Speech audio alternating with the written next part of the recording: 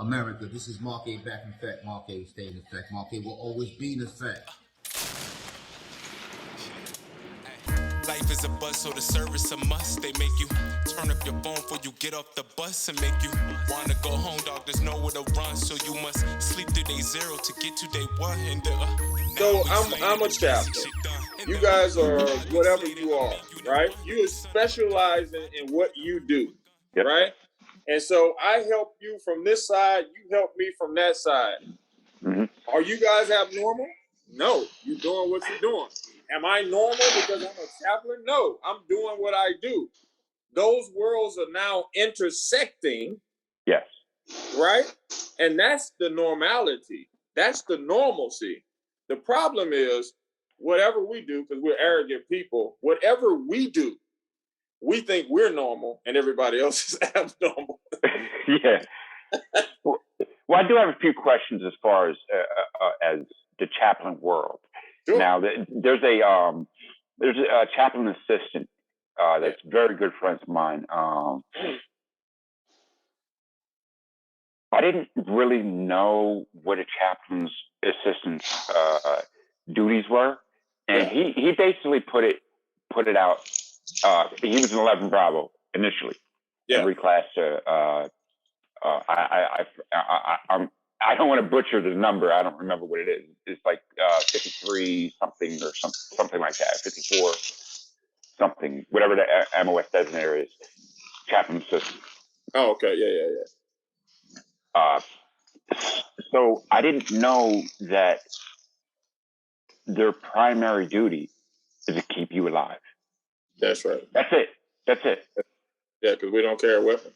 Exactly. A lot of people don't understand, like, okay, you're in the Army, but you don't carry a weapon. Well, that's not your job, sir. It's not. That's correct. Your job is to mentor and to provide spiritual guidance. I'm not telling you. You already know. Right.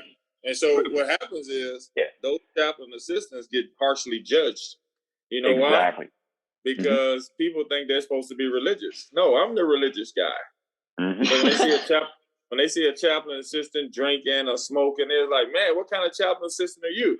Well, I assist the chaplain. It don't mean I'm the chaplain, right? And so, again, perception and judgment is erroneous. That's why you got to get to talk to people and know them. Yeah. Yep. That's the biggest. That's a big thing in society, not just the Army. Oh yeah, absolutely. We're terrified. We're terrified of people who think like different than us, who look different than us, whose paradigm is different than us, because it makes us uncomfortable. I mean, well, really. I don't understand why people focus on the differences and judge the differences. I say embrace them, whether you're black, white, purple, green, whatever. If you're Christian, Muslim, Buddhist, whatever. Why don't you have a conversation with somebody? Because find out about somebody's religion to understand. Because most of us are insecure and we're afraid of being uncomfortable. I mean, I sat down with an atheist, and he asked me a question. I want you guys to hear this. He said, "Hey, chaplain, man, listen, no disrespect, but I really ain't got time to be talking to no chaplain." I said, "Listen, no problem. I just came to sit down and talk to you as a human being." He said, "Well, I know you're gonna push your religion on me and all that kind of stuff and tell me I'm going to hell." I said, "Well, you know, that's really short-sighted of you, because I don't talk to people about religion at all." And he said, "Well, you don't 100% believe in what you believe in?" I said, "Absolutely not." It shocked him. Right? I mean, just think about this. Anybody in religion, and I don't want to be offensive to anybody, who says they have 100% truth and confidence in what they believe, I don't believe that they're truthful people. We all have doubts. We all have insecurities. We hope what we believe is right, but hope is not certainty, right? So I could be 100% wrong. And me and him had a great friendship while I was in the unit. He said, "I've never heard it put that way."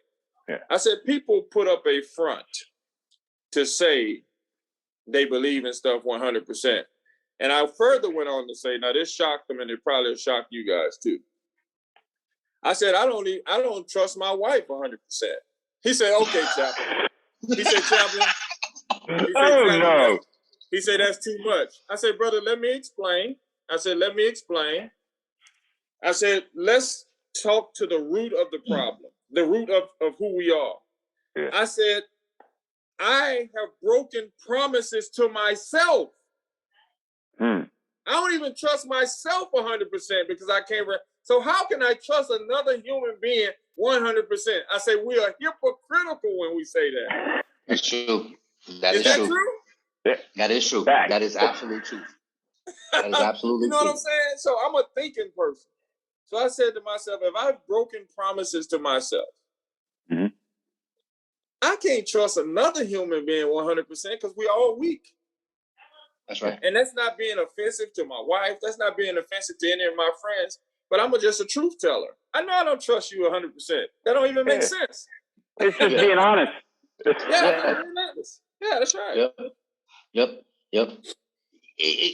That's what it is. And that's relationships. That's relationships with spouses. That's relationship with people. That's relationship with friends. That's relationship with people that you just meet. Like you're not gonna give in all the 100% all the time. You know what I mean? You just have to know yourself a little bit more to understand yourself to bring forth something to the table. And you can always bring something to the table, but you just don't know. You know what I mean? You just don't know because you're human. You're gonna make mistakes. You're gonna make mistakes. You know, that's what's up. Now, so what is there anything that you would like to talk about, like besides everything? Because I'm pretty much done with all my questions. You know what I mean? Brother. I mean, for real. I mean, we've talked about it all. You know, if I can leave on this note, it is, you know, most people die at 25, but they're not buried until they're 75. I'm going to say that again. Wow. Most people die at 25, but they're not buried until they're 75 because they buy into this false concept of reality. There's no reality to your upward mobility. The only reality is the one you make in your mind. I never thought that I could be this person. I never even dreamed that I could be this person because somebody had put a false narrative in my head that my life was limited. I started this journey at 31 years old. I'm 53 now. I've done more than most people have done in 2 lifetimes because I stopped believing in the false narrative of what I couldn't do. And anybody who was around me, intercept ignorance, who told me I couldn't do something, they got the boot. And when I say they got the boot, it's not that I never talked to them again, but I didn't give them a dedicated amount of time where they were around me all the time. Yeah. Because you are the sum total of the 5 people you hang around. Your mama and your grandmama and all the people in your life been telling you that for years. But now you are a freaking adult. And we act like we're in high school, that we have to have these naysayers around us. And those people are putting a whole lot of limitations in your life. I'll say this and I'll be finished. I don't let anybody, listen to me carefully, speak into my life without permission. I'm going to say that again. I don't let anybody speak into my life without permission. Neither one of you guys can come up and say, hey, Chap, I just want to tell you, I think you're doing this wrong about your life. I say, ho, brother, ho. You know what's amazing? We are afraid to correct people for disrespecting us, and we are disrespecting ourselves by not correcting them. So I say, hold on, brother. No disrespect to you, but I didn't ask for your advice on that. Right? That seems confrontational. It seems abrasive, and it shocks people. But just think about how dangerous it is for somebody to come in and tell you about your life and do not actually have the intricacies of how you think, how you feel, and what you're going to do really with that, with your life. they're only guessing. And most of the time, they're speaking to you through their own limitations. It is nobody in my life, not one person, who thought I would be here. All of them told me, are you crazy? These are my best friends. Are you a effing Muslim in the military? You're going to be a chaplain. You're going to get over in Iraq and they're going to bury you in a body bag. You think you're going to make it past captain? Those people are hateful. They hate Muslims. They're going to kill you, right? I heard it all. And so that's when you got to say to yourself, these guys are speaking pure ignorance in my life. They were speaking to their fears. They were speaking to their limitations. They were speaking to their own deficits. All of those people now. Brother, you giving me goosebumps now right now. Yeah, because that's all of those so people real. now call me for mentorship. And they say how strong I am, how much courage I have. But those people, had I let them, I never would have been here. I was at PODC, Germany, and I got to close because I got another event. I was in Germany, just failed the map reading test. You know, 13 Bravos can't read maps, right? So that is true. That is true. That is true. Because I failed PODC myself. My friend, my best friend, I want you to hear this. He pulled me aside, and I had tears in my eyes because I already had felt like a failure all my life. He said, brother, I got to tell you this. You know how people tell you, I'm your friend. I got to tell you the truth because ain't nobody else going to tell you. Listen to me carefully now. He said, the military is not for you. Do you hear me? Yeah. The military is not for you. I'm a full bird colonel right now. Think of what I'm doing here. Yeah. This is my best friend. Yeah. That's why I don't allow anybody to speak into my life now. I stopped that at 42. I had to get the courage to start telling people no. I stopped allowing people to speak in my life at 42 years old. That was about 12 years ago. Wow. And that's the whole thing, and those that are out there, soldiers that are coming in or continue going through the ranks. This is a perfect solution. You can do whatever you want to do. You just got to put forth an effort, one step at a time. Like what is it to say on Rocky or on Creed? That movie Creed, one step at a time, one round at a time, one punch at a time, or whatever it may be. Just keep going. Right. Just keep going. Just keep going. Just keep going. Absolutely. Now, we're talking to the greatest right now. The greatest. Muhammad Ali. Muhammad Ali right here. Muhammad Ali in the chaplain form. You know what I mean? Right. Muhammad Ali. That's right. Chaplain form right here. That's the greatest. You know what I mean? Right. That's right. A human being has a family, has friends, went through ups and downs, the whole nine. But you know what? He kept on persevering. And he's giving back to people that's what basically pleases him. That's his promotion. 38 people that he basically converted from enlisted to officer round. You said 38 people, you said, sir? 83. My bad. 50 something more people. 83 people that he basically converted from a enlisted to an officer to enhance their life. You know what I mean? Motivation, I don't know what else to tell you. I feel like going back in the military after I spoke to your ass. I want to go back. I want to go back to goddamn deployment. You know what I mean? Like, I came up here. Let's go. Let's get it. You know what I mean? Seriously, like, but this is the people that, like, I had around me that people take for granted. That's the thing.